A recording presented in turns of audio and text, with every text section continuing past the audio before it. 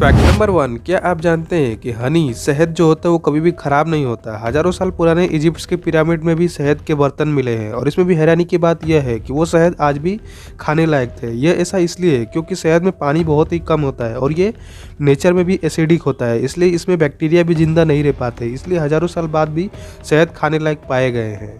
Fact number 2, क्या आप जानते हैं कि दुनिया में एक ऐसी भी जगह है जहाँ पर मरना ही इलीगल है। मतलब अगर कोई सुसाइड करके मरता है तो वो तो हर जगह ही इलीगल माना जाता है, लेकिन अगर यहाँ पर किसी की नेचुरल डेथ भी होती है वो भी वहाँ पर इलीगल माना गया है। दरअसल यह जगह नॉर्वे का लॉन्ग ईयर बीन शहर है।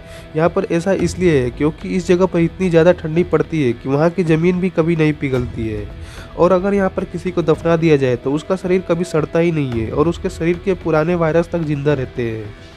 इसलिए यहाँ अगर किसी की डेथ हो जाती है तो उसे दूसरे शहर भेज दिया जाता है। तो टेक्निकली हम यह कह सकते हैं कि यहाँ पर मरना ही इलीगल माना गया है। फैक्ट नंबर 3, क्या आप जानते हैं कि शार्क मछली इस धरती की सबसे पुरानी जीवों में से एक है। वैज्ञानिकों के अनुसार शार्क लगभग 40 करोड़ साल पहले भी समुद्र में मौजूद थी।